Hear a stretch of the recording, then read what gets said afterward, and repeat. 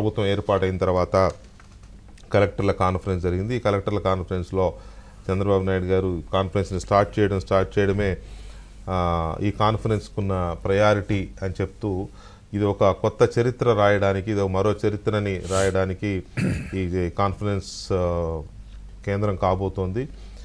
ఈ కలెక్టర్ల ఎన్నో కాన్ఫరెన్స్లు పెట్టిన అనుభవం అనేది కలెక్టర్ల కాన్ఫరెన్స్లు ఫ్రీక్వెంట్గా, అది కూడా అలాంటిది కలెక్టర్ల కాన్ఫరెన్స్ గురించి ఎందుకు అంతగా స్ట్రెస్ చేసి ఇది మరో చరిత్ర రాయబోయే కాన్ఫరెన్స్ అని ఎందుకన్నారు అనే ఒక పాయింట్ అయితే, జగన్మోహన్ రెడ్డి గారు 2019లో అధికారంలోకి వచ్చిన తర్వాత వారం రోజులకి కలెక్టర్ల కాన్ఫరెన్స్ పెట్టారు. ఎక్కడ అంటే ప్రజావేదికలో పెట్టి ఆ కాన్ఫరెన్స్లో ఆయన తీసుకున్న నిర్ణయం ఏంటంటే ఆ కలెక్టర్ల కాన్ఫరెన్స్లో అందరూ కూర్చున్న ఆ వేదికను కూల్చేయాలని.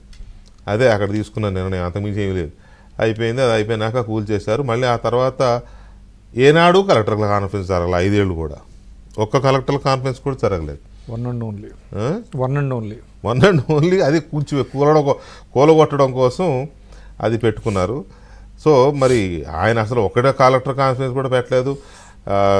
మన చంద్రబాబు నాయుడు గారేమో పెట్టి దానికి ఒక చరిత్ర తిరగరాబోతున్న కాన్ఫరెన్స్ ఇది, ఇక మీదట చాలా కాన్ఫరెన్స్లు జరుగుతాయి అని వాళ్ళ మీద చాలా బాధ్యతలు పెట్టారు. అన్నిటికీ మించి 5 ఏళ్ల పాటు విధ్వంసానికి గురైన ఈ రాష్ట్రాన్ని మళ్ళీ ట్రాక్లోకి తీసుకురావడానికి, మళ్ళీ గాడిన పెట్టడానికి ఆ బాధ్యత అంతా కలెక్టర్ మీద ఉంటుంది. కలెక్టర్లు తలుచుకుంటేనే ఇది సాధ్యమవుతుంది అని అనడం, కలెక్టర్లు ఎలా దాన్ని సెట్ చేయగలరు, కలెక్టర్లు కావచ్చు, ఇతర అధికారులు కావచ్చు, ఎలా సెట్ చేయగలరు విధ్వంసమైన రాష్ట్రాన్ని మళ్ళీ కాస్త ఉత్తేజం ఎలా తీసుకురాగలరు రాష్ట్రంలో అనేది ఒక పాయింట్ అయితే, పునర్నిర్మాణం చేస్తాము రాష్ట్రానికి అని తీసుకొచ్చాము, మళ్ళీ పునర్నిర్మాణం పాత వైభవం తీసుకొస్తామని చంద్రబాబు నాయుడు గారు ఒకవైపు, పవన్ కళ్యాణ్ గారు ఒకవైపు, లోకేష్ ఇంకొక వైపు విపరీతమైన హామీల మీద హామీ ఇచ్చారు ప్రజలకి, ప్రచారం మొత్తం కూడా.